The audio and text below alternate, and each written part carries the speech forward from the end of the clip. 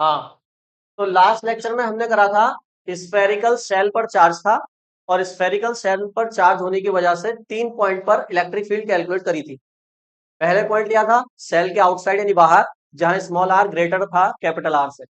फिर small R equal आ गया था कैपिटल आर के, यानी पॉइंट कहाँ गया था, सरफेस पर। और फिर स्मॉल आर लेस देन हो गया था कैपिटल आर के, मतलब पॉइंट कहाँ गया था, inside the spherical shell. Inside the spherical shell electric field zero हो गई थी, क्योंकि हमारा जो स्फेरिकल सेल है वो अंदर से कैसा है, हॉलो है, खोखला है, खाली है, मतलब चार्ज नहीं था अंदर। अंदर चार्ज नहीं था तो इलेक्ट्रिक फील्ड भी नहीं थी। कहाँ आई थी इलेक्ट्रिक फील्ड, सरफेस पे मैक्सिमम आई थी, उसके बाद डिक्रीज कर रही थी जैसे जैसे हम दूर जा रहे थे, हमने ग्राफ भी देखा था उसका। अब हम बात करेंगे, अगर हमारे पास सॉलिड स्फेयर होगा, और सॉलिड स्फेयर में भी दो केस बनते हैं, कंडक्टिंग और नॉन कंडक्टिंग। अगर सॉलिड स्फेयर कंडक्टिंग हुआ तो इलेक्ट्रिक फील्ड वैसी ही रहेगी जैसी स्फेरिकल सेल की थी, क्योंकि कंडक्टिंग सॉलिड स्फेयर के अंदर जो चार्ज होगा ना, वो केवल कहाँ कहाँ होगा, सरफेस पर ही होगा। भले ही ये सॉलिड हो, लेकिन कंडक्टर में चार्ज केवल और केवल कहाँ रहता है, सरफेस पर रहता है। चाहे वो कंडक्टिंग कुछ भी हो सकता है, स्फेयर, रॉड या प्लेट, कुछ भी कंडक्टिंग है ना, तो चार्ज केवल कहाँ रहेगा, उसके सरफेस पर रहेगा, चाहे अंदर से भरा हुआ ही क्यों ना हुआ, ठीक है। लेकिन अगर उसने बोल दिया नॉन कंडक्टिंग है, तो फिर चार्ज कहाँ जाएगा, इनसाइड द स्फेयर भी आ जाएगा। हम ये वाला केस पढ़ेंगे जब चार्ज कहाँ हो, इनसाइड द स्फेयर हो। क्योंकि कंडक्टिंग वाला और स्फेरिकल सेल वाला तो सेम ही हो गया ना, क्यों भी बताओ, कंडक्टिंग वाला और स्फेरिकल सेल वाला कैसा हो गया, सेम ही हो गया। ये अब जो हमारा स्फेयर है वो नॉन कंडक्टिंग है और सॉलिड है, नॉन कंडक्टिंग है और सॉलिड है। अब इस केस में हमें बाहर सरफेस पर और inside the sphere electric field calculate कर दूंगी, ठीक है। बात समझ में आ गई, हेडिंग डालो। ये गॉस का एप्लीकेशन फिफ्थ है, ये लास्ट है।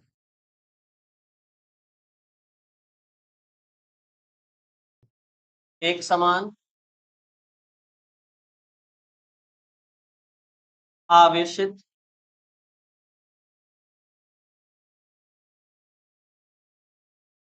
अचालक, एक समान आवेशित अचालक गोले के कारण, गोले के कारण वैद्युत क्षेत्र,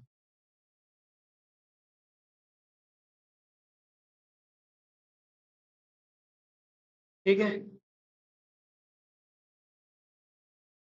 इंग्लिश में लिखें, इलेक्ट्रिक फील्ड और electric field intensity due to uniformly charged non conducting sphere.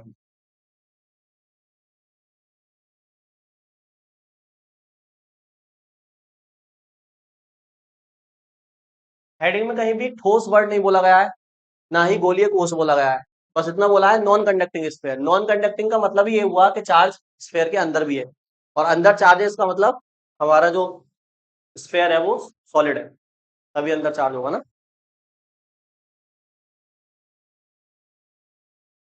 तो अब हम क्या करेंगे बताओ, पहला स्टेप रहता है हम बाहर कहाँ कैलकुलेट करेंगे, पहले बाहर।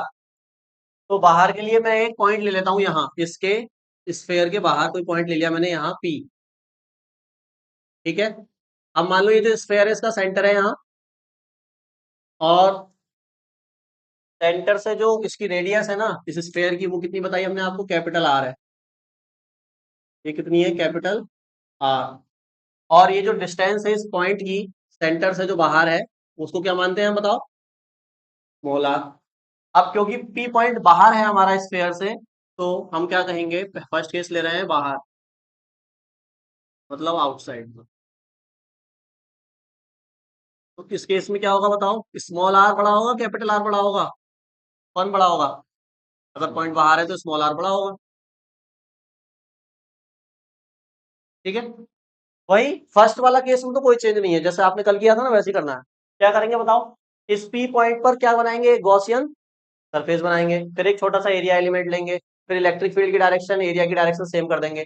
फिर हम क्या निकालेंगे, जनरल मेथड से फ्लक्स, फिर गॉस लॉ से फ्लक्स, फिर दोनों को इक्वल, और वहां से क्या निकल जाएगी, जो कल किया था वही होगा पहला केस तो हमारा। चेंजेस आएंगे सेकंड और थर्ड में थोड़े से, है ना, तो उसको हम देखेंगे। चलो मैं फर्स्ट वाला भी पूरा कर ही देता हूँ, है ना। तो सबसे पहले क्या खींचते हैं, गॉसियन सरफेस। तो इस पॉइंट को इंक्लूड करते हुए हम इसका गॉसियन सरफेस खींचेंगे। ये सेम रहेगी डिस्टेंस, है ना, मतलब स्फेयर ही बनेगा ये दूसरा वाला भी। तो ये क्या है आपका गॉसियन सरफेस।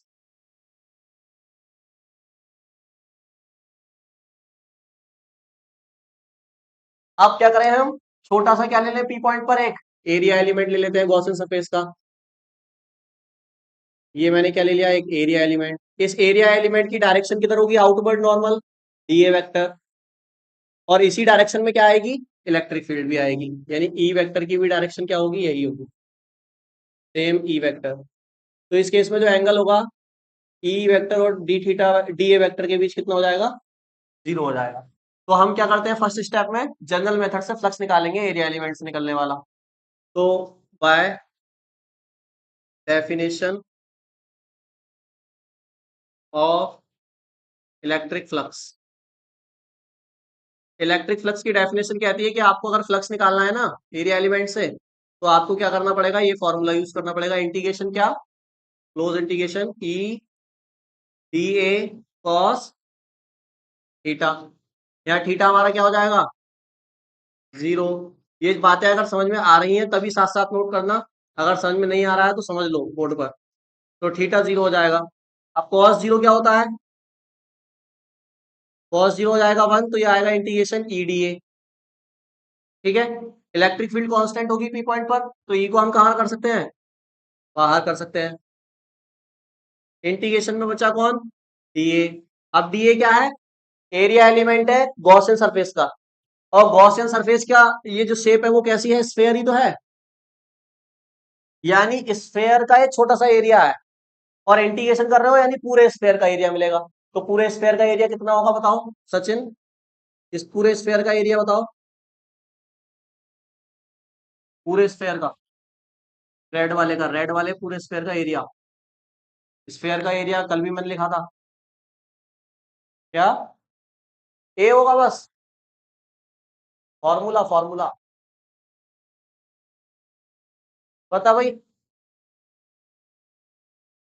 ना ना ना, एरिया केवल इसका सरफेस का 4 पाई r² होता है, तो मैथ में भी पढ़ते हो तुम।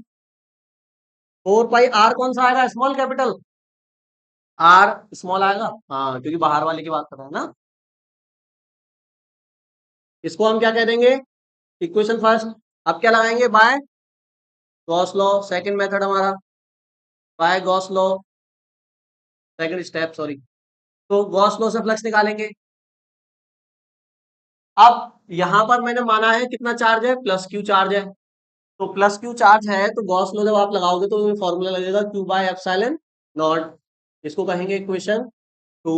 अब हम दोनों इक्वेशन को क्या कर लेंगे, यहां से कंपेयर कर लेंगे from equation first and second. तो जो E इंटू 4 पाई r² है वो इक्वल आ जाएगा क्यू बाय एप्सिलॉन नॉट के।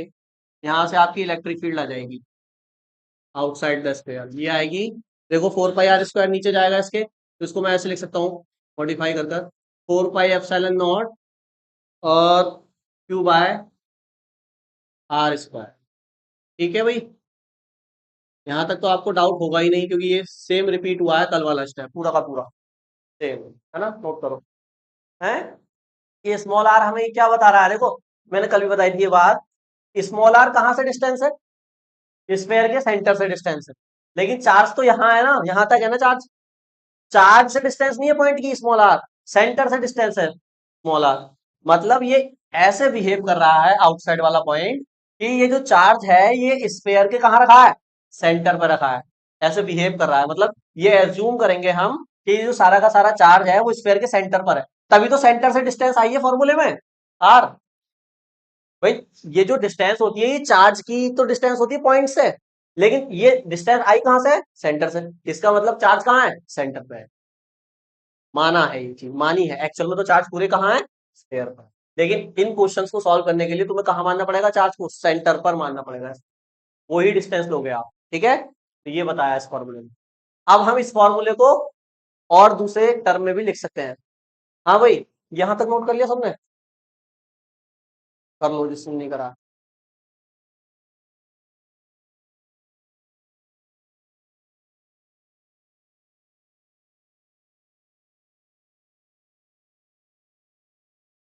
यहाँ पर बताओ भाई, रोहन सिंघानिया से पूछूंगा मैं, तू होशियार ज्यादा है ना। ये बता, यहाँ पे सर वो कैसा है, चार्ज डेंसिटी कैसी है, लेमडा सिग्मा रो। कल तुझे समझाया था ना मैंने, इसलिए पूछ रहा हूँ। चार्ज डिस्ट्रीब्यूशन कैसा है, लेमडा सिग्मा रो। सिग्मा। हाँ तुम बताओ, तुम बताओ। सिग्मा। तुम बताओ। हाँ रो है, रो है, तू भी बदलेगा क्या? सिग्मा पे ही है। हाँ क्या है, रो, सिग्मा, सिग्मा। आधे रो बताया, दो किसने बताया सिग्मा, तीन ने सिग्मा बताया, चार ने रो बताया। तो चार वालों को वोट ज्यादा है, इसका मतलब रो ही होना चाहिए, है ना। हाँ तो रो ही है। मतलब आप समझ नहीं पा रहे इतनी सी चीज। ये क्या है, ये सॉलिड स्फेयर है। और सॉलिड स्फेयर का क्या होगा, वॉल्यूम होगा ना। अंदर भी चार्ज है इसके अंदर, ये अंदर बनाया ना मैंने चार्ज। मतलब पूरे, अगर फुटबॉल है ना तो फुटबॉल के अंदर चार्ज भर दो, तो वो चार्ज स्फेयर पे है क्या केवल, या उसके अंदर भी है? अंदर भी है। अंदर भी चार्ज आ जाता है तो मतलब वॉल्यूम में चार्ज आ गया, वॉल्यूम में चार्ज आ गया तो डेंसिटी रो लगती है। सिग्मा तब लगता है जब केवल सरफेस सरफेस पे होगा, केवल बस फुटबॉल पे होगा, ऊपर ऊपर अंदर नहीं होगा। बात समझ में आ रही है? तो मैं तो आ ही रही है। तो अब ये रो है सरफेस चार्ज डेंसिटी, तो इस फॉर्मूले को हम रो की टर्म में भी लिख सकते हैं, लिख सकते हैं ना, तो उसको लिख दो बस, जैसे कल सिग्मा की टर्म में लिखा था। तो हम इस पर चार्ज डेंसिटी आपको दिखा देते हैं, प्लस के रो है ना, पॉजिटिव चार्ज है ना। ठीक। तो कैसे लिख सकते हैं इसको बताओ, क्या होता है रो का फॉर्मूला? क्या नाम है तुम्हारा, खुशी, बताओ खुशी। रो का क्या फॉर्मूला होता है? क्यू अपॉन बी, बिल्कुल सही। तो कुछ करना नहीं है हमें, इस क्यू की वैल्यू निकालनी है यहां से और यहाँ पुट कर देनी है ना। तो क्यू की वैल्यू क्या होगी यहाँ से, Q equal to rho into क्या, वी। देखो ये वी इंटू पे चला जाएगा। वी क्या है, वॉल्यूम। तो बताओ इसका स्फेयर का वॉल्यूम क्या होगा? कौन से स्फेयर की बात कर रहे हैं अब हम, जिसपे चार्ज है, चार्ज है अंदर वाले पर, तो अंदर वाले का वॉल्यूम बताओ, बताओ, बताओ। इसका वॉल्यूम, स्फेयर का वॉल्यूम क्या होता है, बताओ, बताओ। वॉल्यूम स्फेयर का, गोले का आयतन। हाँ तुम बताओ। नहीं याद? तुम, क्या क्या, 4 पाई आर बस है? हाँ बताओ तो, बताओ तो। 1/2 पाई आर स्क्वायर, तो ये तो हाफ सर्कल की बता दिया आपने, एरिया बता दिया वो भी। तो पाई आर स्क्वायर सर्कल का होता है, हाफ कर दोगे तो आधे सर्कल का हो जाएगा। हम बात कर रहे हैं स्फेयर के वॉल्यूम की। तो स्फेयर का वॉल्यूम देखो ये होता है, टाइम ज्यादा वेस्ट नहीं कर रहे। 4/3 पाई आर, कौन सा आएगा, कैपिटल स्मॉल? कैपिटल आएगा, अंदर वाला स्फेयर है ना। तो capital R cube, 4/3 pi R cube, ये गोले का आयतन होता है, वॉल्यूम। याद रखना इसको। तो इस क्यू की वैल्यू को हम कहाँ पुट करेंगे, हमारी इक्वेशन में इलेक्ट्रिक फील्ड की, यहाँ पर। यहाँ पुट पुट करो और बताओ क्या आ रहा है, देखो। तो क्या आएगी इलेक्ट्रिक फील्ड, रखवाओ जरा यहाँ। तो ये हो जाएगा 1/4 पाई एप्सिलॉन नॉट। ठीक है, क्यू की वैल्यू है 4/3, तो ऐसे लिख रहा हूँ देखो, 4/3। और क्या है, अच्छा रो भी है, चलो रो इधर लिख देते हैं, इंटू पाई आर क्यूब भी लिख देते हैं। और नीचे आर स्क्वायर भी था ना, तो नीचे आर स्क्वायर भी लिख दो। सही रख दी मैंने वैल्यू, देखो। इस क्यू की जगह मैंने ये पूरी वैल्यू रख दी, देखो रख दी, समझ में आ गई आपको। 4/3 ऐसे ही रखा, रो ऐसे ही रखा, पाई आर क्यूब ऐसे ही रखा, नीचे आर स्क्वायर था, आर स्क्वायर। क्या वैल्यू कट हुई बताओ, 4 से, पाई से, बस। तो क्या आई इलेक्ट्रिक फील्ड हमारी, रो की टर्म में? ये आ गई, देखो ऊपर कौन कौन है, ऊपर है रो और आर क्यूब, और नीचे कौन है, 3 एप्सिलॉन नॉट। और ये फॉर्मूला भी आप कह सकते हो आउटसाइड पॉइंट का इलेक्ट्रिक फील्ड का। ये चार्ज की टर्म में है और ये रो की, मतलब डेंसिटी की टर्म में, वॉल्यूम डेंसिटी, नोट करो। मतलब यहां पर फर्स्ट केस में जब पॉइंट बाहर लिया है, तो इलेक्ट्रिक फील्ड देखो, आर स्क्वायर की कैसी है, प्रोपोर्शनल है। इलेक्ट्रिक फील्ड प्रोपोर्शनल है किसके, आर स्क्वायर के। मतलब अगर आप डिस्टेंस को बढ़ाओगे तो इलेक्ट्रिक फील्ड स्क्वायर टाइम्स घटती जाएगी। अगर 2 मीटर बढ़ा दिया ना डिस्टेंस, तो इलेक्ट्रिक फील्ड 4 गुना कम हो जाएगी। तो टू का स्क्वायर क्या होगा, ओ, इनवर्स स्क्वायर लॉ फॉलो हो रहा है यहाँ, जो कुलाम्स लॉ में हो रहा था। अगर आप 3 मीटर बढ़ाओगे डिस्टेंस, तो फोर्स, इलेक्ट्रिक फील्ड कितनी कम होगी, कितनी होगी? 9। 9 गुना कम हो जाएगी। 3 का स्क्वायर 9। 4 मीटर बढ़ाओगे तो 16 गुना कम हो जाएगी। तो स्क्वायर का मतलब ये है, मतलब बाहर इस तरह से डिपेंड कर रही है। ठीक है, तो इसको देखो। अब हम कहाँ ले आते हैं इस पॉइंट को? बाहर से कहाँ ले आते हैं? सरफेस पर ले आते हैं। रफ कर दूं सारा?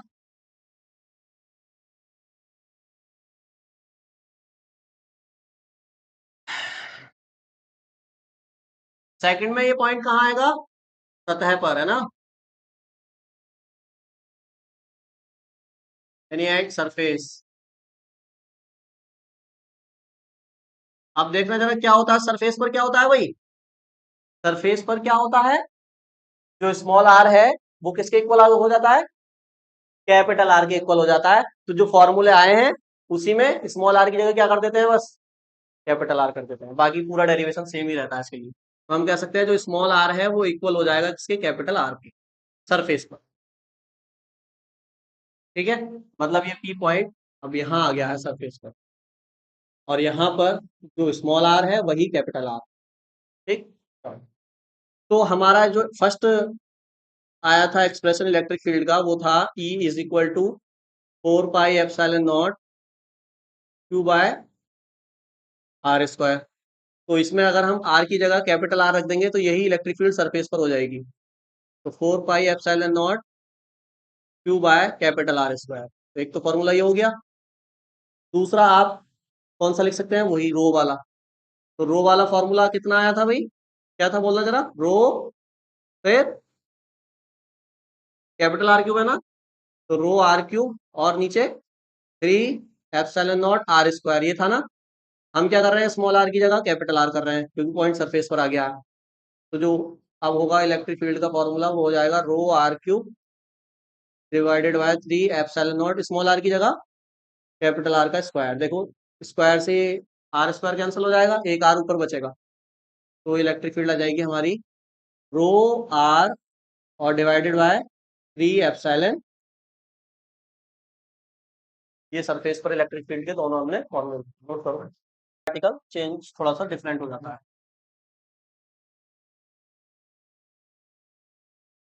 क्या लिख दो? आंतरिक बिंदु पर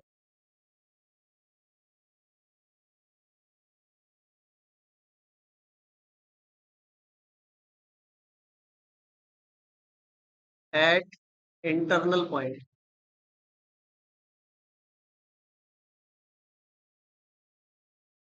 हाँ भाई, देखना जरा इधर। आप इस चीज को ध्यान से समझना। आप क्या करते हैं? इस पॉइंट को कहाँ ले आए हम? अंदर ले आते हैं स्फीयर के। जैसे ही इस पॉइंट को आप अंदर लाएंगे, सपोज करो मैं यहाँ ले लेता हूँ उस पॉइंट को, ये पी पॉइंट अब अंदर आ गया है। मतलब अब जो स्मॉल आर है वो ये है, केवल इतना है ना? ये डिस्टेंस है ना स्मॉल आर। ठीक है, अब इस केस में जो स्मॉल आर है वो लेस है कैपिटल आर से। ठीक है, तो क्या तरीका है? वही तरीका है। सबसे पहले गॉसियन सरफेस बनाओ, फिर उससे जनरल फ्लक्स निकालो, फिर गॉस लॉ लगाओ, दोनों फ्लक्स को क्या कर दो? इक्वल करो। ये तो तरीका है। ठीक।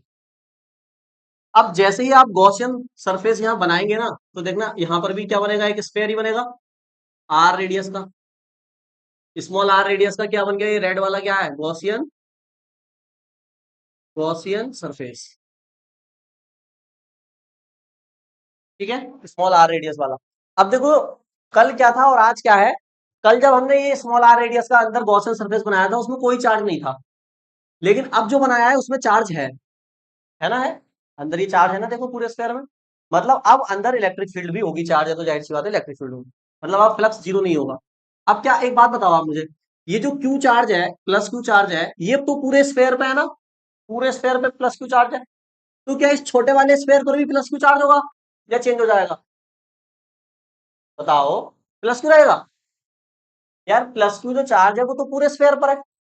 पूरे स्फीयर पर। आपने उस स्फीयर में से छोटा सा स्फीयर और निकाल दिया, तो उस छोटे से स्फीयर पर भी प्लस क्यू होगा? चेंज हो जाएगा ना भाई। मैं कहूँ 10 गुलाम चार्ज पूरे स्फीयर पर है, ये जो छोटा वाला स्फीयर है इस पर कितना होगा? इस पर भी 10 गुलाम होगा क्या? फिर तो इस सब का तो कुछ मतलब ही नहीं हुआ है ना? मतलब छोटे वाले स्फीयर पे चार्ज क्या होगा? कम होगा। तो कितना कम होगा, क्या होगा, उसको अभी हम कुछ नहीं मानकर क्यू डैश मान लेते हैं। क्या मान लेते हैं? Q dash. और आपको पता होना चाहिए कि जो क्यू डैश है वो क्या है? लेस है किससे? क्यू से। क्यू ज्यादा है पूरे स्क्वायर पर है और क्यू डैश कम है। बस इतना अभी के लिए मानो कि इस पर क्यू डैश है, क्यू डैश की वैल्यू हमें फाइंड करनी पड़ेगी, तभी आर्टिकल कंप्लीट होगा। क्योंकि देखो हमें तो केवल ये पता है ना कि चार्ज पूरे स्क्वायर पर कितना है, हमें तो पूरे स्फेयर का चार्ज पता है कि भाई क्यू चार्ज है पूरे स्फेयर पे 10 गुलाम है 15 गुलाम। अब हमें क्या पता आपने कितना बड़ा गॉसियन सरफेस उसमें से कट गया है।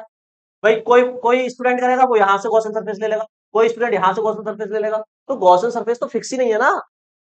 भाई इनसाइड पॉइंट लेना है ना, इनसाइड पॉइंट तो कहीं भी ले सकते हो, यहाँ यहाँ यहाँ यहाँ यहाँ। तो गॉसियन सरफेस की जो शेप है वो फिक्स नहीं है, इसलिए क्यू डैश कुछ भी हो सकता है।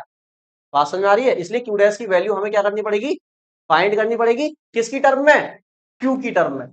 मतलब क्यू डैश की ऐसी वैल्यू आएगी जिसमें क्यू होगा बस, और जो भी वैल्यू होंगी वो सब पता होंगी आप, और क्यू भी पता होगा, तब हम उसको फिर रिप्लेस कर देंगे क्यू डैश से, बस फिर हमारा फाइनल रिजल्ट आ जाएगा। बस यही ट्विस्ट है इसके अंदर, कि जो छोटा वाला गॉसियन सरफेस है उस पर अब क्यू चार्ज ना होकर कुछ कम चार्ज है क्यू डैश, उसकी वैल्यू आपको फाइंड करनी पड़ेगी।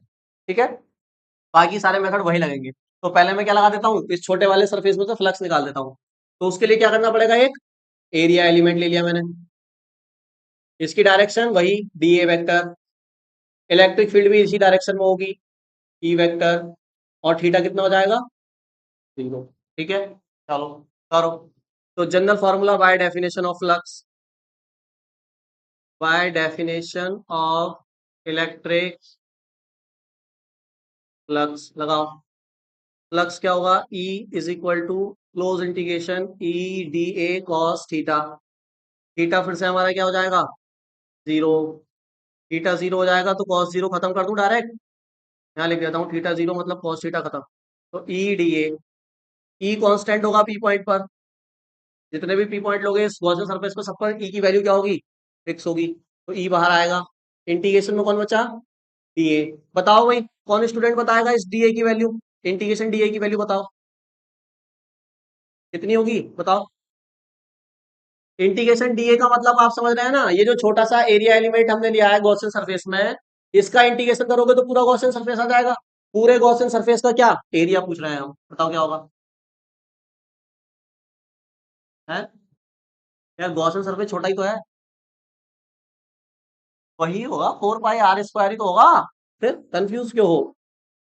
अब भी स्मॉल आर ही आएगा क्योंकि रेडियस आपने स्मॉल आर ही मानी है, देखो गॉसियन सरफेस है ना, तो क्या आएगा 4 पाई। तो भूलो मत, बार बार मैं ये बता रहा हूँ, फ्लक्स आप जहां से निकाल रहे हो, जिस सरफेस में से फ्लक्स निकाल रहे हो उसी का एरिया आएगा। उस समय ये सरफेस बाहर था तब हमने इसी का एरिया लिया, अब ये सरफेस अंदर आ गया है अभी तो इसी का लेंगे, फ्लक्स तो इसी से निकाल रहे हैं ना जहाँ एरिया एलिमेंट ले रहे हैं, है ना। यहाँ सबसे ज्यादा मिस्टेक करते हैं स्टूडेंट, पता नहीं क्यों, यहाँ लिख देते कैपिटल आर स्क्वायर, उन्हें यही नहीं पता कैपिटल आर का मतलब क्या हो गया, स्मॉल आर का क्या हो गया, गलती हो जाती है ना, हाँ तो ध्यान रखना। तो इसको हम क्या कह देते हैं, इक्वेशन फर्स्ट। अब क्या करें, बाय गॉस लॉ। अब गॉस लॉ बता देगा कोई स्टूडेंट, क्या लगेगा बताओ जरा, गॉस लॉ क्या लगेगा, पाई ई इक्वल टू, बताओ भाई बताओ, क्यू बाई एप्सिलॉन नॉट आएगा, या तुम बताओ, Q dash upon epsilon not, तुम बताओ क्यू डैश आएगा या क्यू आएगा, क्या आएगा क्यू डैश, क्यों है, क्यू डैश अभी थोड़ी ना निकाल रहे हैं, अभी तो फ्लक्स निकाल रहे हैं, क्यू डैश जब निकालना होगा जब रखेंगे उसको। तो यहाँ क्या आता है, जो गॉस का नियम है उसमें क्यू अपॉन एप्सिलॉन नॉट आता है, क्यू इनक्लोज्ड। तो यहाँ क्यू इनक्लोज्ड क्या होगा, क्यू डैश या क्यू, बताओ।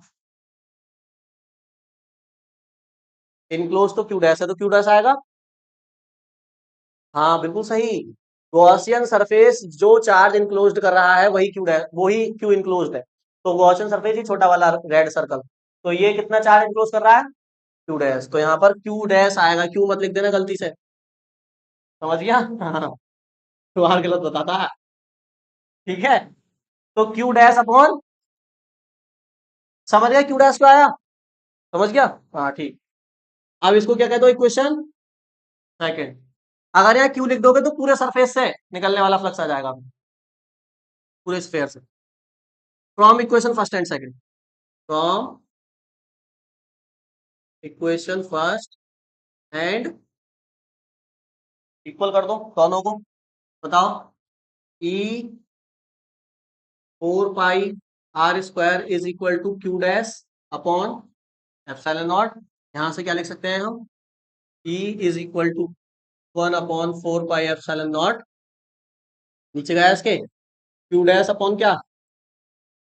क्या ये हमारा रिजल्ट आ गया या अभी नहीं आया है? हाँ भाई इधर देखो, क्या ये रिजल्ट आ गया हमारा? अभी नहीं आया, क्यों? क्योंकि क्यू डैश तो पता ही नहीं भाई। जो फॉर्मूला आप निकाल रहे हो उसमें कोई भी ऐसा टर्म नहीं होना चाहिए जो अननोन हो। सारे टर्म ऐसे होने चाहिए जो आपको या तो पता हो या क्वेश्चन में दिए हो। ऐसी वैल्यू होनी चाहिए, जैसे इसकी वैल्यू आपको पता होती है, आर क्वेश्चन में दिया होता है कि कहाँ कितनी डिस्टेंस पर। क्यू डैश तो पता ही नहीं, वेरिएबल है। क्योंकि गॉसियन सरफेस ऐसा भी हो सकता है और बड़ा भी हो सकता है और बड़ा भी हो सकता है, इनसाइड कितना भी हो सकता है गॉसियन सरफेस। तो क्यू डैश हमें फाइंड करना पड़ेगा। अब यहाँ पर देखो एक बात समझना ध्यान से, क्यू डैश को फाइंड करने के लिए क्या कर रहे हैं। यहाँ पर चार्ज तो कम ज्यादा हो सकता है, लेकिन एक चीज ऐसी है जो कम ज्यादा नहीं हो सकती, वो फिक्स है। वो क्या चीज फिक्स है बताओ? क्या क्या क्या? इलेक्ट्रिक फील्ड तो फिक्स है ही, और क्या फिक्स है बताओ? इलेक्ट्रिक फील्ड कैसा फिक्स है? इलेक्ट्रिक फील्ड तो चेंज हो जाएगी जब स्मॉल आर चेंज करोगे तो। जब चार्ज चेंज होगा तो स्मॉल इलेक्ट्रिक फील्ड भी चेंज होगी। कौन? थीटा कहाँ है? अच्छा ये थीटा, तो वो तो जीरो ही है। नहीं वो नहीं, और बताओ। चार्ज से रिलेटेड पूछ रहा हूँ मैं, चार्ज से। मेरी बात को समझो ध्यान से, मैं ये कह रहा हूँ ये जो गॉसियन सरफेस है ना छोटा वाला, ये जो रेडियस है स्मॉल आर इसकी, ये कम ज्यादा हो जाएगी। अगर ये ज्यादा हो गई तो गॉसियन सरफेस बड़ा हो जाएगा। बड़ा हो जाएगा यानी चार्ज जो होगा फिर उसके अंदर वो ज्यादा हो जाएगा। अगर ये रेडियस कम हो गई तो गॉसियन सरफेस छोटा हो जाएगा, मतलब चार्ज होगा उसके अंदर वो कम हो जाएगा। चार्ज बढ़ भी रहा है चार्ज घट भी रहा है, इस गॉसियन सरफेस पर डिपेंड कर रही है वैल्यू। अगर बड़ा है तो चार्ज बढ़ जाएगा अंदर का, और छोटा है तो घट जाएगा। लेकिन एक चीज है जो बदल नहीं रही। देखो यहां पर जो है ना, ये जो रो है, ये रो क्या है बताओ जरा। ये क्या है रो? वॉल्यूम चार्ज डेंसिटी, ये नहीं बदल रही। बात समझ में आ रही है? जो चार्ज की डेंसिटी है वो क्या चेंज हो रही है, या चार्ज हर जगह सेम तरीके से बटा हुआ है? सेम तरह से बटा हुआ है ना चार्ज। ऐसा तो नहीं है कि कहीं पर ज्यादा सा चार्ज घटा है कहीं पे हल्का हल्का चार्ज घटा है, ऐसा नहीं है ना। मतलब वॉल्यूम चार्ज डेंसिटी कांस्टेंट है, मतलब चार्ज का जो डिस्ट्रीब्यूशन है वो कैसा है, कांस्टेंट है। डेंसिटी कांस्टेंट है चार्ज की, ऐसे कह सकते हैं। चाहे वो स्फीयर छोटा हो उसमें भी चार्ज समान रूप से बटा हुआ है, चाहे वो बड़ा वाला हो उसमें भी चार्ज समान रूप से बटा हुआ है। समान रूप से बटे होने का मतलब ये है कि यूनिफॉर्म है चार्ज डेंसिटी।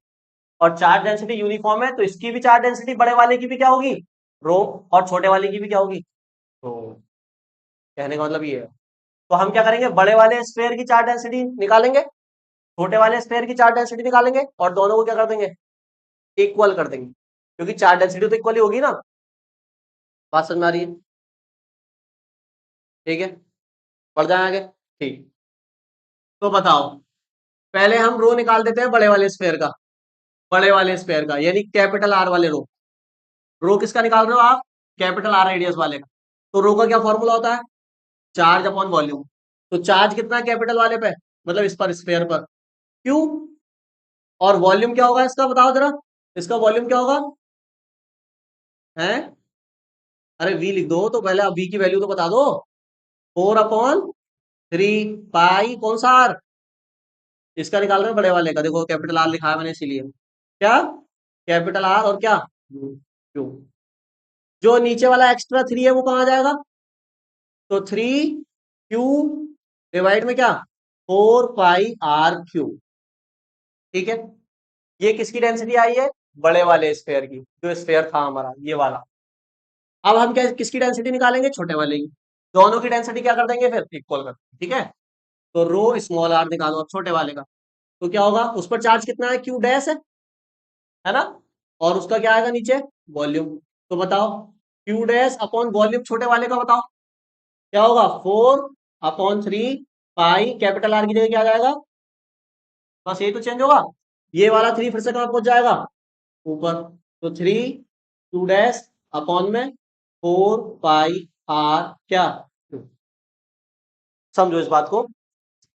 ये जो रो आर है कैपिटल आर, ये बड़े वाले चार्ज की वॉल्यूम डेंसिटी है, वॉल्यूम चार्ज डेंसिटी। और ये जो स्मॉल आर वाली है ये छोटे वाले स्फेयर की वॉल्यूम चार्ज डेंसिटी। और हमने कहा वॉल्यूम चार्ज डेंसिटी पूरे स्फेयर पर कैसी है, सेम है। आप बिल्कुल छोटा सा स्फेयर भी कट कर लोगे ना यहाँ पर, उसका भी रो क्या होगा, बड़े वाले के बराबर होगा, क्योंकि ये चार्ज नहीं है, ये है चार्ज का डिस्ट्रीब्यूशन। और चार्ज का डिस्ट्रीब्यूशन हर जगह कैसा है, पूरे स्फेयर पर कैसा है, देखो यूनिफॉर्म है। बात समझ में आ रही है? तो दोनों कैसे होंगे आपस में, इक्वल। दोनों डिस्ट्रीब्यूशन कैसे हैं, इक्वल। तो rho R is equal to rho small R, equal है। इनकी वैल्यू पुट करो, यहां से क्यू डैश निकालना है हमारा टारगेट। तो वैल्यू रखो जरा, इसकी वैल्यू रखो, क्या है, 3 क्यू अपॉन में 4 pi r Q is equal to small वाले की बताओ, 3 क्यू डैश अपॉन में 4 पाई स्मॉल आर क्यू। देखो 3 से 3 कट हुआ, 4 से 4 कट हुआ, पाई से पाई कट हुआ, तो क्या आया, Q divided by R Q is equal to क्या, Q dash divided by small R Q. ठीक है, यहां से क्यू डैश निकालोगे, स्मॉल आर इधर आ जाएगा, तो क्यू डैश को इधर लिख देते हैं।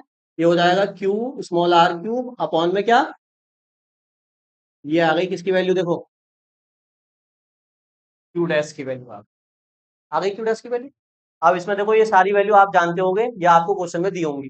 चार्ज आप जानते हो, पूरा चार्ज है ये वाला, कैपिटल आर मतलब इसकी रेडियस, और स्मॉल आर आपको गिवन होगा। बात समझ आई कि कहाँ निकाल रहे हो इलेक्ट्रिक फील्ड। तो अब इस वैल्यू को हम उठाकर कहाँ रख देते हैं, अपनी इलेक्ट्रिक फील्ड के एक्सप्रेशन। ठीक, तो फाइनल एक्सप्रेशन आ जाएगा इन साइड का, क्या आएगा, देखो यहाँ रखो आप। तो 1/4 पाई एप्सिलॉन नॉट क्यू डैश मतलब ये पूरी वैल्यू रख दो यहाँ पर, क्या है, क्यू आर क्यूब अपॉन में क्या, कैपिटल आर क्यूब। और इंटू में यहाँ देखो नीचे आर स्क्वायर भी है ना, तो स्मॉल आर स्क्वायर, यहाँ आर स्क्वायर से आर स्क्वायर कैंसिल हो जाएगा, तो ये आएगी 1/4 पाई एप्सिलॉन नॉट, ऊपर एक आर बचेगा ना, क्यू आर अपॉन में क्या,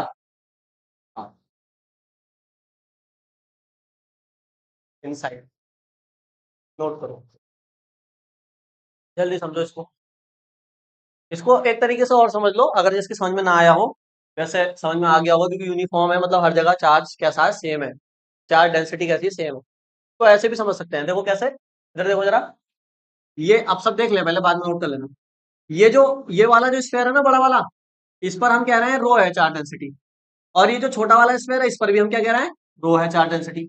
तो देखो हो क्या रहा है, रो आप कैसे निकालते हो, रो आप निकालते हो क्यू बाय बी करके, ऐसे तो निकालते हो, मतलब चार्ज को डिवाइड कर देते हो वॉल्यूम से, ऐसे तो निकालते हो।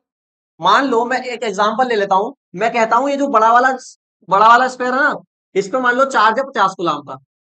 कितने गुलाम का, मान लिया, ऐसे एक नंबर ले लिया, नंबर से समझ रहे हैं। और इस बड़े वाले जो गोले का जो वॉल्यूम है ना, वो मैंने कह दिया मान लो 10 मीटर क्यूब है।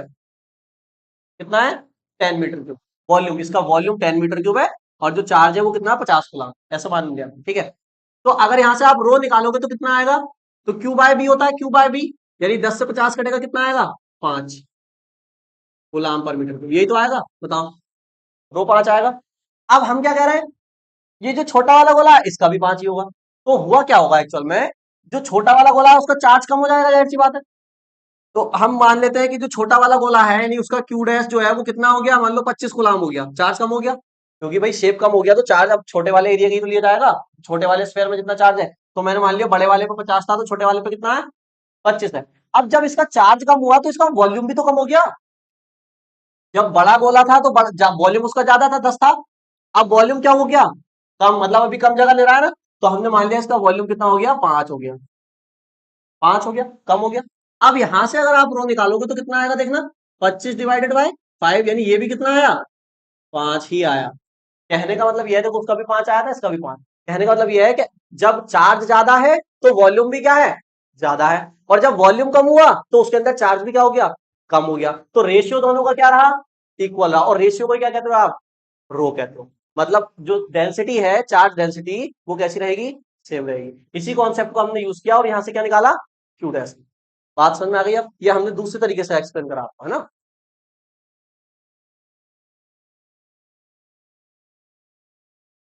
हाँ भाई, इधर देखना जरा, जल्दी देखो इधर। अब क्या बना रहे हैं हम, इसका ग्राफ बना रहे हैं। तो देखो, ये वही है हमारा, बोला है ना, इसी में मैं ग्राफ ले लेता हूँ, अच्छे से समझ में आ जाएगा यहाँ से। यही डायग्राम मैंने ग्राफ बना दिया। ठीक है। अलग से अलग से समझने की जरूरत नहीं पड़ेगी ना। ये एक्सेस किसको बताती है, डिस्टेंस को, स्मॉल आर है ना, और ये किसको बताती है, इलेक्ट्रिक फील्ड को। अब देखो समझो जरा जल्दी से। उस ग्राफ में इस ग्राफ में डिफरेंस क्या है, कल जो हुआ था, कल इनसाइड यहां से लेके यहां तक, ये जो था वहां तक ग्राफ जीरो रहा था इलेक्ट्रिक फील्ड का, मतलब स्फीयर के इनसाइड में इलेक्ट्रिक फील्ड कितनी आई थी, जीरो आई थी, क्योंकि चार्ज नहीं था। लेकिन हम यहाँ क्या देख रहे हैं इस केस में, कि अंदर चार्ज है, मतलब यहां से यहां तक का ये जो ग्राफ रहेगा हमारा, वो कैसा रहेगा बताओ, अभी जीरो रहेगा क्या, ये वाला एरिया अभी जीरो रहेगा या बढ़ेगा, अब बढ़ेगा। तो कैसे बढ़ेगा, हमने अभी देखा इलेक्ट्रिक फील्ड का फॉर्मूला क्या आया इनसाइड में, ये आया देखो, ये आया ना, मतलब यहां अंदर जो इलेक्ट्रिक फील्ड है वो डायरेक्टली प्रोपोर्शनल है किसके, आर के, देखो आर ऊपर है इस बार, यानी अगर आप स्मॉल आर को बढ़ाएंगे तो इलेक्ट्रिक फील्ड भी बढ़ेगी, डायरेक्टली प्रोपोर्शनल का मतलब ये होता है। और कैसे बढ़ेगी, स्ट्रेट बढ़ेगी, एकदम स्ट्रेट लाइन की क्वेश्चन आ जाएगी यहाँ से, अगर आप इसको लिखोगे ना इक्वल टू के एक्स, तो ये स्ट्रेट लाइन बन जाता है, प्लस जीरो है यहाँ पर, पढ़ा होगा Y equal to M X plus C, maths में। इंटरसेप्ट इसका क्या है हमारे का, जीरो है, मतलब ओरिजिन से जाएगा ग्राफ, मतलब जो स्ट्रेट लाइन बनेगी इसकी हमारी, मतलब इलेक्ट्रिक फील्ड क्या होगी, बढ़ेगी, यहां तक में क्या होगी इलेक्ट्रिक फील्ड, यहां तक में बढ़ेगी, और सरफेस पे कितनी होगी, मैक्सिमम। तो यानी जो ग्राफ है वो इस तरह से हमारा क्या करेगा, देखो स्ट्रेट लाइन में ये इंक्रीज करेगा, सही है, मतलब ये ई प्रोपोर्शनल टू आर, सही है। तो यहां जाकर हमारी क्या हो गई, इलेक्ट्रिक फील्ड यहां पर पहुंचकर क्या हो गई बताओ, मैक्सिमम। उसके बाद यहां पर जो मैक्सिमम हुई है वो कहां पर हुई है, सरफेस पर, सरफेस पर हुई है। अब आप सरफेस से जब दूर जाओगे, देखो आर बाहर आएगा, तो फिर इलेक्ट्रिक फील्ड डिक्रीज करती जाएगी, जितनी दूर जाओगे उतनी दूर क्या होती जाएगी, घटती जाएगी, घटती जाएगी, है ना। तो ये मैक्सिमम, उसके बाद वैल्यू क्या हो जाएगी यहाँ से, डिक्रीज। यहाँ जो आर का और ई का प्रोपोर्शनल है वो ये है, देखो ई प्रोपोर्शनल है वन अपॉन आर स्क्वायर के, मतलब यहाँ आर बढ़ेगा तो ई घटेगा, और दुगनी तेज स्क्वायर टाइम्स। तो ये जो है हमारा केस वो इनसाइड के लिए है, ये सरफेस पर है, और ये हमारा कहाँ आया ग्राफ, आउटसाइड आया।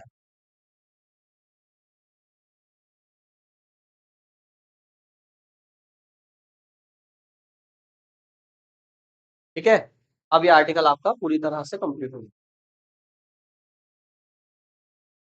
तो देखो ये क्वेश्चन है, इसमें एक डायग्राम दिया हुआ है, क्वेश्चन सबके सामने है।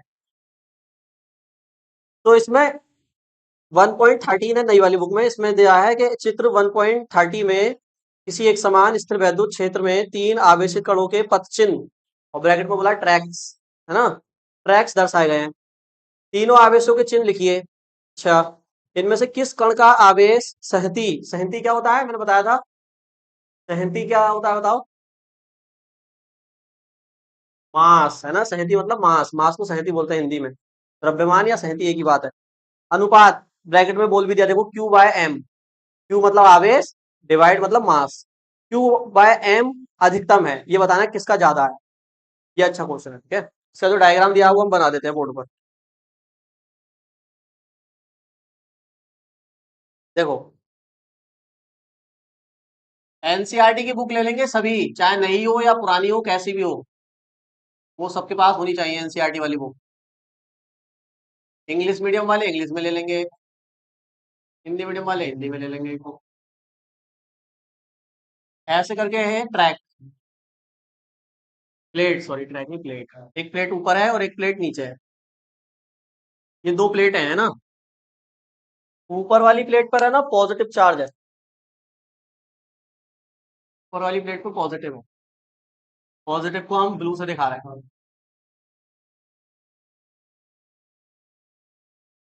और जो नीचे वाली प्लेट है ना उस पर निगेटिव चार्ज है, निगेटिव को हम रेड से दिखा रहे हैं।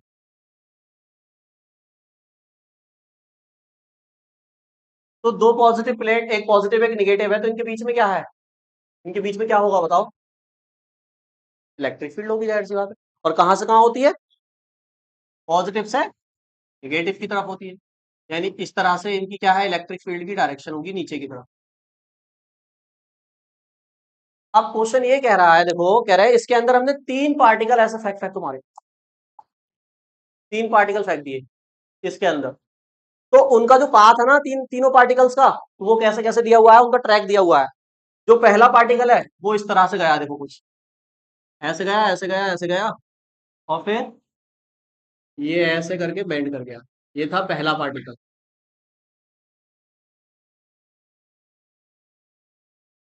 ठीक है। जो दूसरा पार्टिकल है उसका पाथ दिया हुआ है ये, और फिर ये भी इस तरह से बेंड कर गया। ये था सेकंड पार्टिकल। और जो थर्ड पार्टिकल है वो भी दिया है। थर्ड पार्टिकल का पाथ इस तरह से है, देखो ये है थर्ड पार्टिकल। ठीक है। ये डायग्राम समझ में आ गया। 3 पार्टिकल हमने इलेक्ट्रिक फील्ड में फेंके हैं। 2 ऊपर की तरफ डेविएट कर गए हैं और एक नीचे की तरफ डेविएट कर गया है। ये क्वेश्चन दिया हुआ है। पूछ क्या रहे हैं, कह रहे हैं तीनों पार्टिकल के साइन बताओ। साइन समझते ना, वही पॉजिटिव नेगेटिव, आसान चीज पूछिए। सेकंड, पहला पॉइंट तो क्या पूछा है, साइन। पहले पॉइंट में पूछा साइन बता दो इनके, बस। सेकंड पॉइंट में क्या पूछा है, क्यू बाय एम का रेशियो बताओ किसका ज्यादा होगा। क्यू बाय एम का रेशियो बताओ किसका ज्यादा होगा। क्यू मतलब चार्ज और मास का रेशियो। भाई जब ये डेविएट हुए हैं, हाँ इधर देखो, जब ये डेविएट हुए हैं तो इनके ऊपर चार्ज होगा ना, जाहिर सी बात है, तभी तो इलेक्ट्रिक फील्ड में ये बैंड हो गए। अरे चार्ज नहीं होता तो बैंड नहीं होते। तो चार्ज तो है, और चार्ज है तो मास भी है क्योंकि पार्टिकल है। तो किसका चार्ज अपॉन मास का जो रेशियो है वो ज्यादा है, वो भी आपको बता। तो सेकंड पॉइंट थोड़ा समझने वाला है, फर्स्ट पॉइंट तो आप खुद बता दोगे। बताओ, साइन बताओ, फर्स्ट पार्टिकल कैसा होगा। पार्टिकल वन इज, बताओ पॉजिटिव होगा निगेटिव होगा। अरे नहीं बता पा रहे क्या, वोटिंग कर लेंगे, वोटिंग। चलो वोटिंग कर लेते हैं, बताओ फर्स्ट पार्टिकल, बता। पॉजिटिव, निगेटिव, निगेटिव, निगेटिव, पता नहीं, चलो ऐसे भी होने चाहिए ना बंदे जो किसी को वोट ना दें, ना बीजेपी ना कांग्रेस, वो नोटा वाले, नोटा वाले हैं ये। हाँ तुम बताओ, हैं निगेटिव, तुम बताओ। निगेटिव, अब सबने बता दिया, अब मैं किसी से पूछ लेता हूँ क्यों। तूने क्या बताया, क्यों पॉजिटिव। यार जाहिर सी बात है, ये ऊपर वाली प्लेट कैसी है, अब पॉजिटिव है तो पॉजिटिव की तरफ कोई अट्रैक्ट हो रहा है, तो वो कैसा होगा, निगेटिव होगा। क्योंकि पॉजिटिव निगेटिव के बीच ही तो अट्रैक्शन लगता है ना। पॉजिटिव पॉजिटिव के बीच अट्रैक्शन कब से लगने लगा, नहीं लगता ना। तो पहला पार्टिकल कैसा होगा, निगेटिव होगा, तभी तो ये अट्रैक्ट हुआ ना पॉजिटिव की तरफ।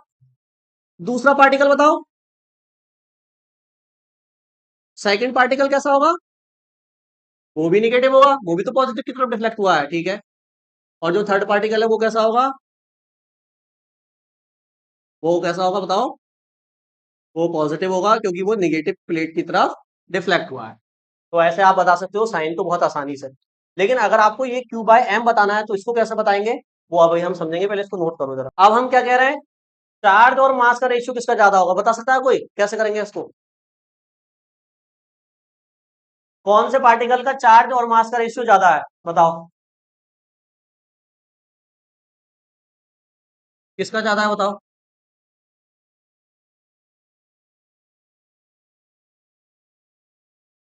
ऐसे नहीं बता सकते ना, ऐसे नहीं बता सकते, तो कैसे बताएंगे। अच्छा आप ये बताओ, जब हमने इसमें पार्टिकल को थ्रो किया, तो जो पार्टिकल का पाथ है वो कैसा है, कैसा पाथ है ये, पाथ, इस पाथ को क्या बोलते हैं हम, ये शेप क्या है। हम्म, क्या ये स्ट्रेट लाइन है। स्ट्रेट लाइन तो नहीं है, स्ट्रेट लाइन तो स्टार्टिंग में थी, अब तो चेंज हो गया पाथ। तो ऐसा मोशन क्या कहलाता है, ऐसा मोशन। जैसे आप पत्थर को भी तो फेंकते हो तो वो भी तो ऐसे ही जाता है ना। जैसे किसी, आप स्टोन को ऐसे करके थ्रो करते हो तो उसका पाथ भी देखो ऐसे ही होता है ना। कैनन से जो वो निकलता है, कैनन से जो बॉल निकलती है, जो आपका गोला निकलता है, उसका पाथ भी तो ऐसे ही होता है ना। बाहुबली पिक्चर में वो जो पेड़ से छोड़ते थे तो उसका पाथ भी ऐसे ही होता था ना। तो मतलब ये कोई मोशन है, इसका नाम रहा है, कौन सा मोशन होता है ये। आपसे इसलिए पूछ रहा हूँ क्योंकि आपको पता होना चाहिए था, ये 11th में है। कौन सा है बताओ, आपने हाथ खड़ा करा ना। अच्छा मक्खी, मुझे लगा तुमको पता है। हाँ देखो, ये बहुत फेमस मोशन होता है, इसको बोलते हैं प्रोजेक्टाइल मोशन। प्रोजेक्टाइल मोशन, ये चार्ज यहाँ पर प्रोजेक्टाइल मोशन कर रहे हैं। ये पाथ जो है ना इनका, वो पैराबोलिक है। कैसा है? पैराबोलिक पाथ होता है। पैराबोला समझते हैं ना? पैराबोला है, पैराबोला नहीं समझते? पैराबोला की शेप कैसी होती है?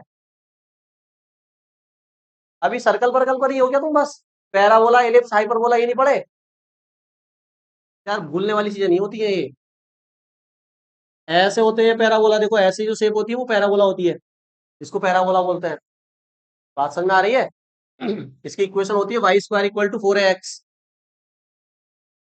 ये यहाँ पे पॉजिटिव एक्स है तो पॉजिटिव एक्स एक्सिस की तरफ बनेगा ये ऊपर भी बन जाता है, इधर भी बन जाता है, इधर भी बन जाता है। तो इसका देखो इतना पार्ट देखो आप, तो ये वाला जो मोशन है वो ऐसा ही तो पाथ है देखो।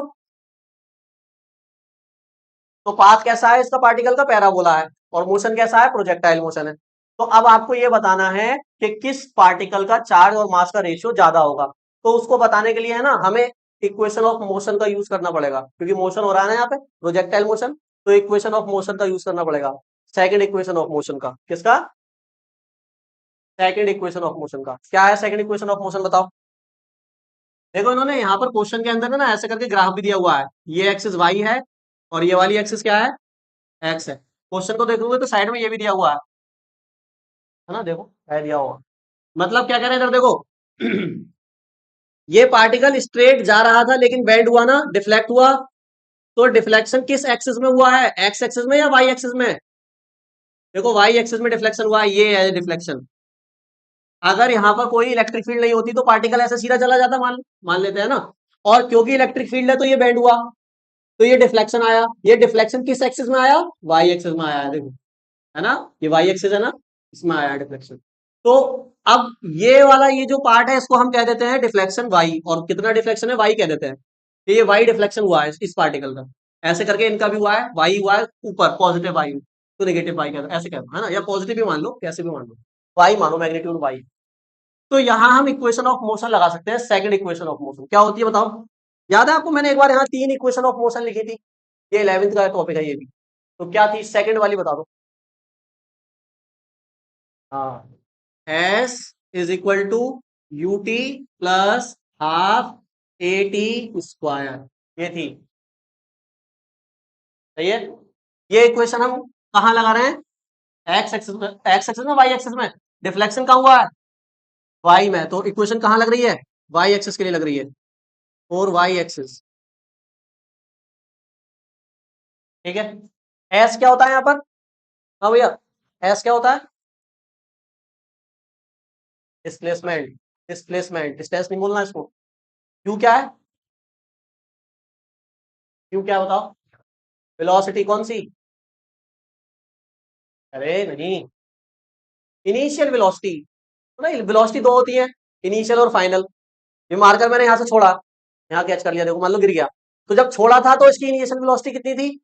कितनी वेलोसिटी से छोड़ा मैंने? क्या मैंने इसको कोई वेलोसिटी दी अपने पास से? नहीं दी ना। ऐसे करके फ्री फॉल करा दिया ना इसको। तो जब छोड़ा था तो इनिशियल वेलोसिटी जीरो थी, लेकिन धीरे धीरे इसकी वेलोसिटी बढ़ती गई ना। जितनी ज्यादा हाइट से छोड़ूंगा लास्ट में उतनी ज्यादा वेलोसिटी से ही हिट करेगा। तो जिस हाइट से छोड़ा था वो इनिशियल वेलोसिटी थी, उस समय जो स्पीड थी इसकी, तो वो जीरो थी। लेकिन जब हिट करा तब वेलोसिटी जीरो नहीं थी, तब वेलोसिटी कुछ आ गई थी इसके अंदर। बात समझ आ रही है? तो जब हिट करने से पहले जो वेलोसिटी थी वो फाइनल थी, और जब छोड़ा था तो इनिशियल थी। धीरे धीरे वेलोसिटी बढ़ती जा रही है। ऐसी कोई कार है, वो कार चलना स्टार्ट ही कर रही है, तो जब स्टार्ट कर ही रही है तब उसकी वेलोसिटी जीरो है। लेकिन जब चलने लगेगी तो वेलोसिटी कुछ हो जाएगी ना, तो उसको कहते हैं फाइनल वेलोसिटी। उसका सिंबल होता है वी। और जब इनिशियली जो वेलोसिटी होती है उसका सिंबल होता है यू। तो यू इनिशियल वेलोसिटी है, टी क्या है? टाइम है। और ये जो ए है वो एक्सलेरेशन है ना, त्वरण जिसको बोलते हैं, और टी क्या है? टाइम है। तो आपको ये इक्वेशन लगानी है वाई एक्सिस के लिए। किसके लिए? ध्यान रहे, एक्स के लिए नहीं, किसके लिए? वाई के लिए। तो वाई एक्सिस में जो डिस्प्लेसमेंट है वो कितना आया था देखो पार्टिकल के लिए, वाई माना है हमने, तो इसको हम क्या लिख देंगे? वाई लिख देंगे, ठीक है। अब कोई स्टूडेंट बता सकता है यू की वैल्यू क्या होगी वाई एक्सिस के लिए? वाई एक्सिस में इनिशियल वेलोसिटी कितनी थी? वाई एक्सिस में, ये जो वाई एक्सिस है इसमें इनिशियल वेलोसिटी कितनी थी इस पार्टिकल की? मैंने इस पार्टिकल को ऐसे करके थ्रो किया है, तो मैंने इनिशियल वेलोसिटी किस एक्सिस में दी थी? एक्स एक्सिस में दी थी। मैंने एक्स में तो फेंका था ना, ऐसे ऐसे मार करके मैं ऐसे फेंक दूं, तो मैंने इस अब इनिशियल वेलोसिटी जीरो नहीं है, अब मैंने इसको फेंका है तो इनिशियल वेलोसिटी दी है। ऐसे ही मैंने पार्टिकल को इस तरह से फेंका है, तो कौन से एक्सिस में दी थी मैंने? एक्स एक्सिस में दी थी, वाई में तो नहीं दी थी। तो वाई में इनिशियल वेलोसिटी कितनी हो गई फिर? जीरो, क्योंकि आपने जो इनिशियल वेलोसिटी दी है वो एक्स में दी है, वाई में नहीं दी। तो वाई में तो ये इसकी इलेक्ट्रिक फील्ड की वजह से क्या कर रहा है? फ्री फॉल कर रहा है, तो फ्री फॉल करेगा वाई में। तो आप कह दोगे कि यहाँ पर जो इनिशियल वेलोसिटी है वो वाई में कितनी है? जीरो है। अब जब यू जीरो होगा तो ये पूरी टर्म क्या हो जाएगी बताओ? जीरो हो जाएगी। मार कर कह रहा हूँ, मुझे क्यों फेंक दो बार बार, मेरा क्या दोस्त है। चलो ठीक है, हाफ ए टी स्क्वायर ऐसे लिख देते हैं। हमें एक्सेलरेशन नहीं पता ना अभी, अभी एक्सेलरेशन इसका हम फाइंड करेंगे। तो y इक्वल टू क्या लिख सकते हैं? Half A T square. ठीक है, यहां से एक बहुत अच्छी सी बात निकल कर आएगी, हम उसी को फाइंड करना चाह रहे हैं, क्या निकलेगा। तो इसको मैं अभी के लिए यही रोक देता हूँ, एक्सेलरेशन निकालता हूँ। एक्सेलरेशन का क्या फॉर्मूला होता है जब फोर्स गिवन हो? कंडीशन ये है, जब फोर्स गिवन हो तो एक्सेलरेशन का क्या फॉर्मूला होता है बताओ।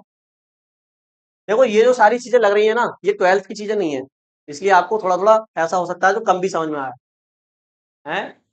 एफ बराबर एम ए, ये मैं पीछे भी बताया था, मैंने इंटर में ही बताया है, 11th को तो बताता ही हूँ। एफ बराबर एम ए से आप क्या निकाल सकते हो? ए निकाल सकते हो, बताया था। ये कौन सा लॉ है न्यूटन का? थर्ड, सेकेंड लॉ है न्यूटन का। ये सारी चीजें है ना, न्यूटन सेकेंड लॉ, और ये आपका motion in a straight line, motion in a plane, ये सारा 11th का टॉपिक होता है। चलो, तो यहां से अगर एक्सलेशन निकालेंगे तो फॉर्मूला क्या बनेगा? Force by mass. ठीक है, मास हम मान लेते हैं एम है पार्टिकल का, और फोर्स कितनी लग रही है बता देंगे आप? इन पार्टिकल्स पे फोर्स कितनी लग रही है, कौन बताएगा? फोर्स लग रही है तभी तो डिफ्लेक्ट हुआ है ना, कितनी लग रही है? क्या वैल्यू होगी एफ की, क्या वैल्यू होगी बताओ जरा। इस एफ की वैल्यू रखूंगा मैं यहाँ पर डायरेक्ट। देखो, बता नहीं, कोई नहीं बता पा रहा। हाँ, क्यों? क्यू ही होगी ना, बिल्कुल सही बताया। इलेक्ट्रिक फील्ड में जब चार्ज पार्टिकल रखा होता है तो फोर्स बताया था मैंने, क्यू ही लगती है। पॉजिटिव होगा तो इलेक्ट्रिक फील्ड की डायरेक्शन में लगेगी, नेगेटिव होगा तो अपोजिट लगेगी। कितनी लगती है? क्यू इंटू कैपिटल ई, बताया था मैंने। मान लिया कि इलेक्ट्रिक फील्ड कितनी है?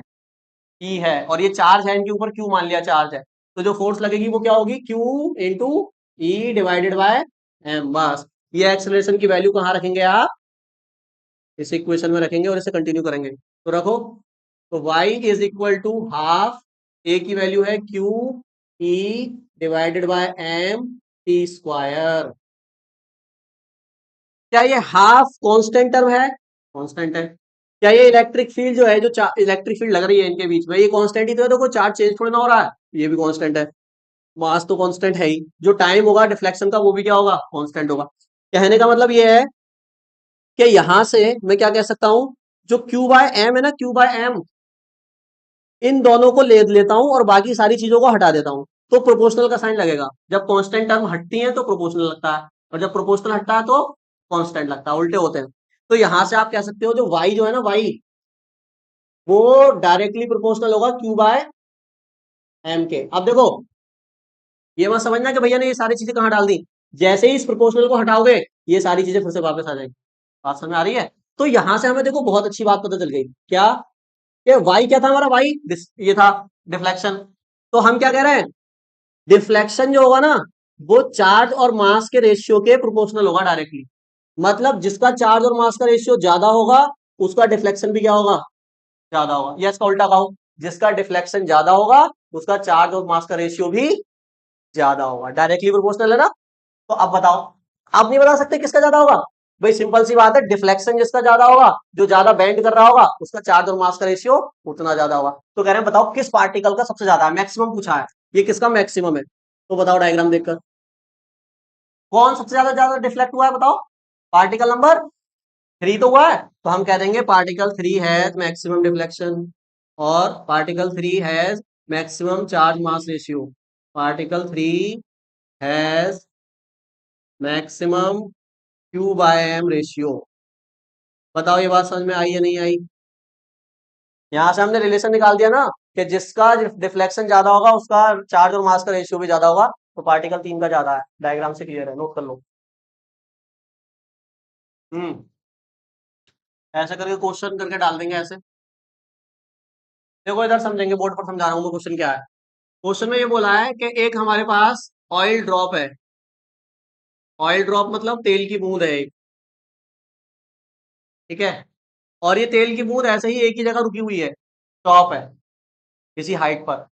अब किसी हाइट पर स्टॉप कैसे हो जाएगी, कोई ना कोई तो फोर्स लग रहा होगा आप करने के लिए इसको, है ना। तो हमने कहा ऐसे कर कर इस पर क्या लग रही है, इलेक्ट्रिक फील्ड लग रही है। ये इलेक्ट्रिक फील्ड है की डायरेक्शन है। तो इलेक्ट्रिक फील्ड नीचे लग रही है, जाहिर सी बात है इस पर है 12 इलेक्ट्रॉन। क्वेश्चन में बोला है इस पर चार्ज है, और चार्ज कितना है, 12 ई चार्ज है। 12 इलेक्ट्रॉन के बराबर इस पर चार्ज है। तो इलेक्ट्रॉन पे चार्ज कैसा होता है, निगेटिव। तो इस बूंद पर कैसा चार्ज है, निगेटिव। और इलेक्ट्रिक फील्ड है, ये इलेक्ट्रिक फील्ड की वैल्यू भी आपको गिवन है, अभी मैं लिखूंगा कितनी है। तो इस इलेक्ट्रिक फील्ड में ये जो है ना, ये जो तेल की बूंद है ना, ऑयल ड्रॉप, ऑयल ड्रॉप ये रुकी हुई है, यहाँ पर स्टॉप है ये, यहीं पर रुकी हुई है, नीचे नहीं गिर रही, है ना। तो आपको बताना है इस ऑयल ड्रॉप की रेडियस कितनी होगी। इसकी find radius of oil drop, ये क्वेश्चन नोट करो। एक ऑयल ड्रॉप इलेक्ट्रिक फील्ड में रखी है, और वो स्टॉप है, नीचे नहीं गिर रही है, उस पर निगेटिव चार्ज है। तो हम पहले लिख लेते हैं गिवन। देखो क्वेश्चन में गिवन क्या क्या चीजें हैं, मैं यहाँ लिख देता हूँ गिवन क्या क्या है। गिवन दैट क्या है, सबसे पहले तो ये दिया हुआ है कि इसके ऊपर चार्ज कितना है, 12 इलेक्ट्रॉन का चार्ज है। फिर इलेक्ट्रिक फील्ड की भी वैल्यू गिवन है आपको। इलेक्ट्रिक फील्ड है इस पर, जिसमें ये रखी हुई है 2.55 इंटू 10 की पावर 4 न्यूटन पर कूलम, ये इलेक्ट्रिक फील्ड दी हुई है। इस ऑयल ड्रॉप की डेंसिटी भी दी हुई है आपको, रो 1.26 10 की पावर 3 किलोग्राम मीटर क्यूब, ये भी गिवन है। उसके बाद बस इतनी सारी चीजें दी हुई हैं, और स्मॉल जी की वैल्यू तो जानते हैं आप, इलेक्ट्रॉन पे चार्ज भी जानते हैं। बस ये सारी वैल्यू दी हुई है, ये क्वेश्चन में दी हुई है वैल्यू तक, ठीक है। तो पूछ क्या रहे हैं, आर, आर क्या है यहाँ पर, रेडियस ऑफ ऑयल ड्रॉप। हमने स्फेरिकल ऑयल ड्रॉप लिया ना, तो स्फेरिकल ऑयल ड्रॉप का सेंटर भी होगा और क्या होगी, रेडियस भी होगी। तो वो रेडियस आपको फाइंड करनी है। बता सकता हूँ कैसे करेंगे,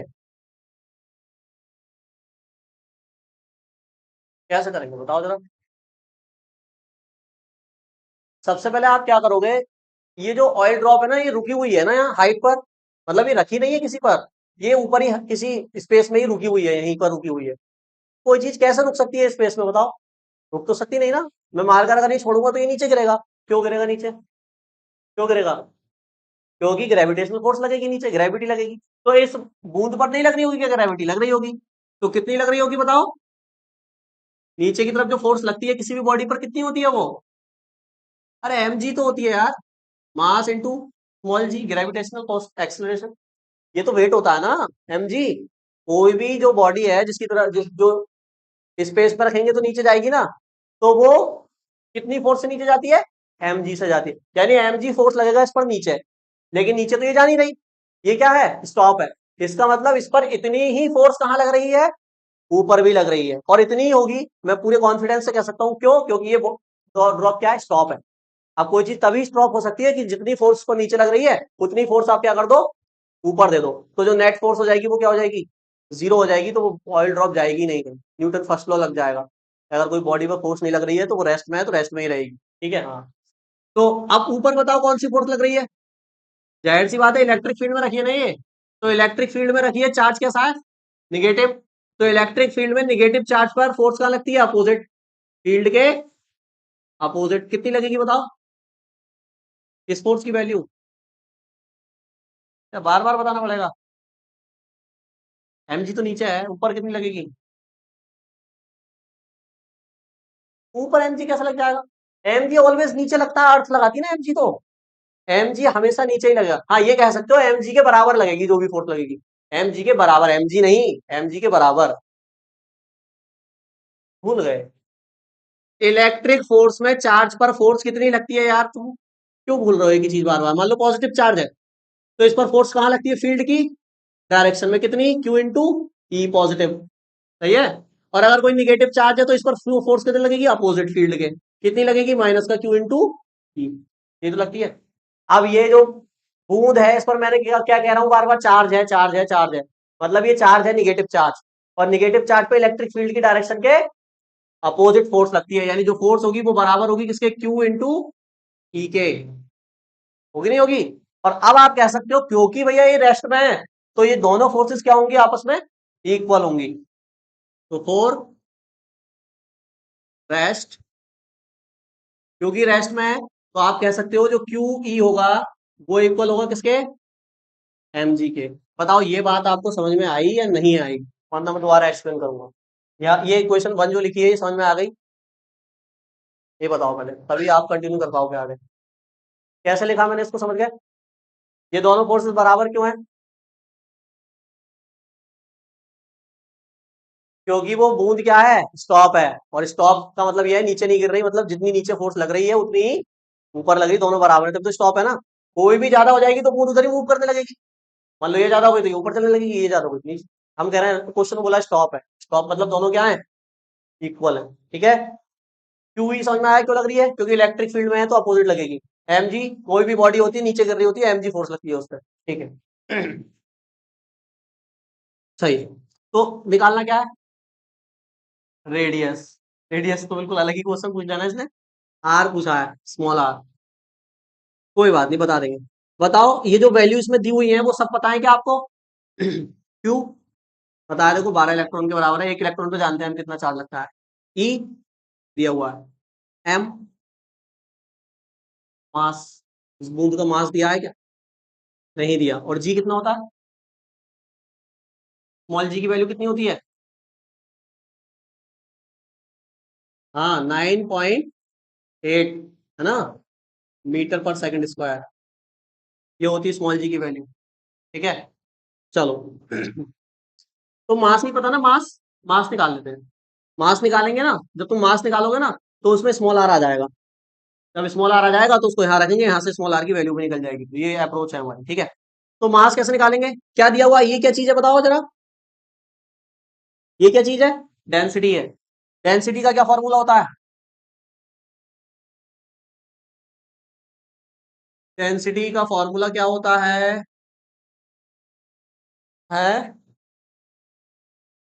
2 अपॉन, मैं किसी चार्ज डिस्ट्रीब्यूशन की डेंसिटी नहीं पूछ रहा, मैं जनरल डेंसिटी पूछ रहा हूँ, ये जनरल डेंसिटी का फॉर्मूला है, ये तो वॉल्यूम डेंसिटी का है।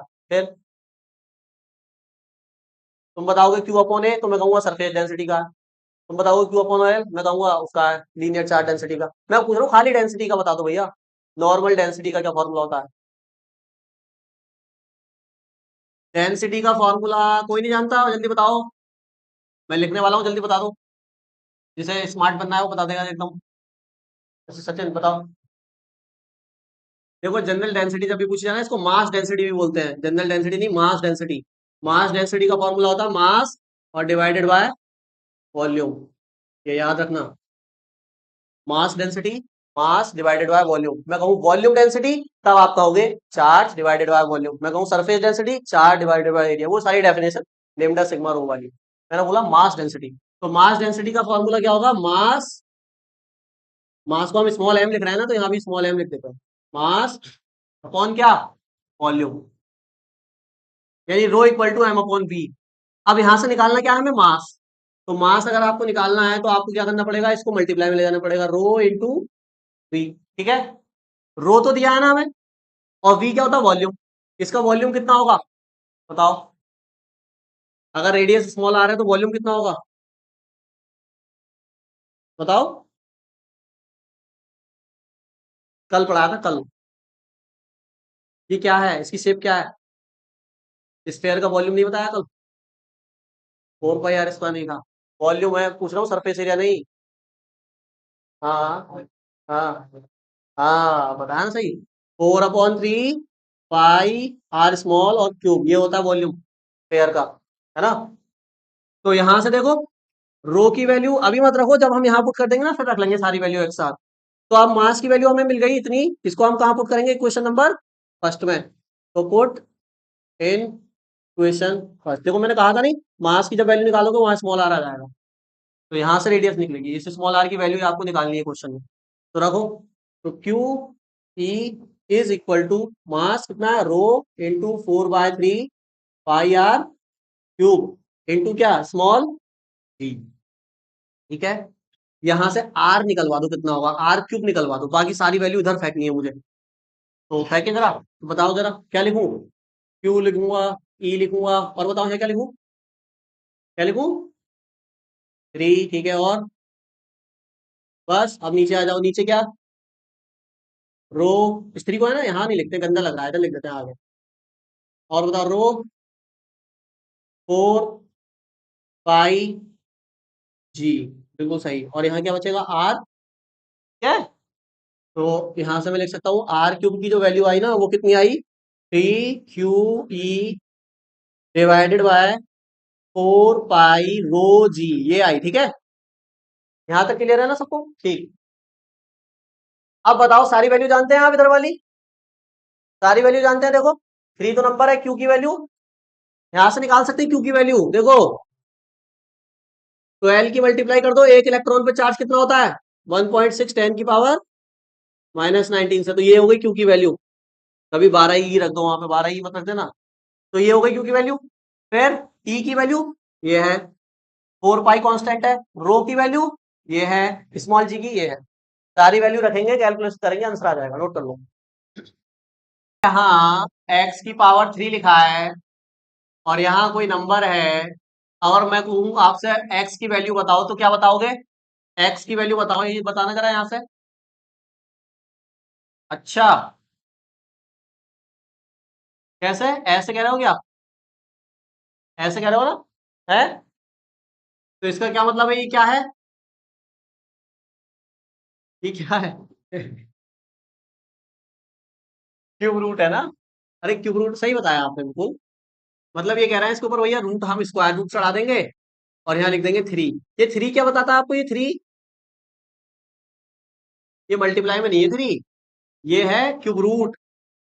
क्या होता है, क्यूब रूट, जैसे स्क्वायर होता है तो आप क्या चढ़ाते हो, स्क्वायर होता है तो 2 हटा के स्क्वायर रूट चढ़ाते हो ना, तो यहाँ 2 लगता है, लगाते नहीं, लेकिन हम इसका मतलब केवल वही है, स्क्वायर रूट ही। ऐसे ही यहाँ से क्या लग जाएगा, क्यूब रूट। देखो ऐसे मत समझा करो चीजों को, जैसे आप समझते आए हो ना, ऐसे मत समझा करो, ऐसे समझा करो। एक्चुअल में क्या होता है देखो, समझो, एक्चुअल में जब ये पावर हम हटाते हैं ना, तो ये इधर जाके है ना रिवर्स हो जाती है, रिवर्स, समझते हो ना, जैसे अगर यहां से मैं कहूँ एक्स बताओ, तो आप बताओगे 5 की पावर 1/3, ये, अब पावर 1/3 का मतलब क्यूब रूट ही होता है, बात समझ आ रही है।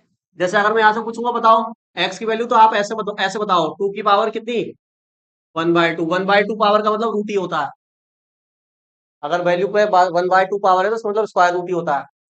ऐसे ही अगर मान लो कितनी भी पावर हो, एक्स की पावर 5 और 4 लिखा है, तो क्या बताओगे, 4 की पावर 1/5, मतलब पावर का रेसिप्रोकल होना है उधर ले जाकर, ठीक है।